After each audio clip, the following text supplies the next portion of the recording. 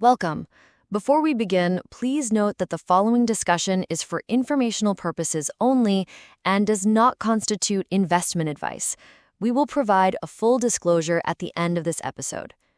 Today, we are providing a critical update on SEGG Media, formerly Lottery.com. The company has executed a series of high-impact acquisitions, yet a gap remains between these strategic moves and the stock's current valuation. We aim to fill that narrative vacuum by outlining the unified strategy, the discipline behind the capital allocation, and the clear path to integration. Thank you. That is the precise objective. The market has seen the individual announcements.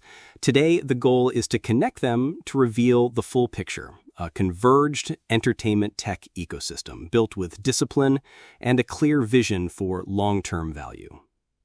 Let's begin with the acquisitions. The market has seen the deals for Concerts.com and Veloce Media Group, but there are questions about strategic cohesion. How do these assets create a unified whole? They are the foundational pillars of SEGG Media's entertainment tech ecosystem. The investment in Veloce Media Group is a perfect example. This wasn't just an investment in a media network. It was a strategic move that enabled Veloce to acquire Quadrant, the creator-led brand co-founded by Formula One driver Lando Norris. This brings the company into an elite circle. Quadrant shareholders include McLaren Racing CEO Zach Brown, and Veloce's investor group features names like Animoca Brands and legendary F1 designer Adrian Newey. This is about aligning SEGG Media with the very best in motorsport and digital media. Financially, the impact is tangible. For its fiscal year ended March 2025, Veloce reported $17.5 million in revenue and $1.14 million in EBITDA.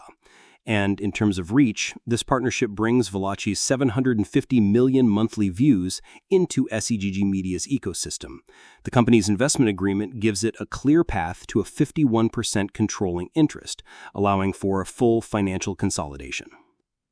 That addresses the strategic fit. But let's tackle a key investor concern, the use of company stock in these deals, specifically with the Concerts.com acquisition. How does the company justify this approach? The company views it as the ultimate vote of confidence, and its partners share that view. This isn't about dilution, it's about strategic alignment. I want to read a direct quote from Patrick Ogle, the founder of .com Ventures, which owns Concerts.com. He said, "The board and shareholders at DVI unanimously approved the acquisition of DVI primarily for stock in SEGG Media, priced at $3 per share, because we believe its current trading price does not reflect its true value and its upside, which is exponential in our opinion. We not only want to go along for the ride, but want to enhance and accelerate SEGG Media's growth into the mid-cap space." When a seasoned operator takes payment in stock valued at a significant premium to the current market, it's a powerful statement that their interests are now fully aligned with creating long-term shareholder value. That is a very clear endorsement. Shifting to market dynamics, there has been significant concern about the stock's trading performance and potential manipulation. What is SEGG Media doing to protect its shareholders? The company is taking decisive and aggressive action. This isn't just talk, it's a formal strategy.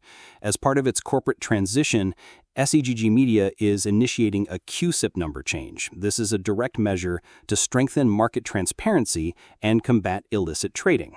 I want to read a direct quote from Christopher Gooding, an independent director and member of the audit committee. He said, "The company is continuing to work closely with its outside counsel, Paul Hastings LLP, to investigate and pursue potential illegal market activity, including the use of naked short selling. The company is taking appropriate regulatory steps to protect its shareholders and ensure fair and orderly market conditions." He continued, "This step not only aligns with our new corporate identity, but also acts as a protective measure in light of the data we've seen regarding shorting patterns and potentially unlawful activity targeting our stock." So, a legal and structural fightback is underway. With all these moving parts, what can investors expect next in terms of communication from the CEO? The company is now launching an aggressive communication strategy.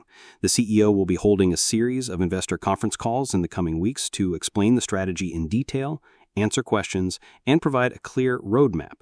This is the start of a new phase of proactive engagement to ensure the company's strategy and its value are fully understood by the market. Investors are urged to stay tuned for those announcements. Thank you for that detailed strategic overview. As a final reminder, the information in this podcast was prepared by the investor relations firm JP Capital. This content should not be considered investment advice. In the interest of full disclosure, JP Capital has been compensated by SEGG Media for investor awareness services.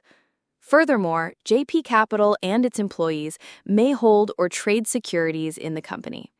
Investing in the stock market, particularly in small-cap companies, is inherently risky, and you could lose some or all of your investment. We strongly encourage you to conduct your own independent research and consult with a licensed financial professional before making any investment decisions.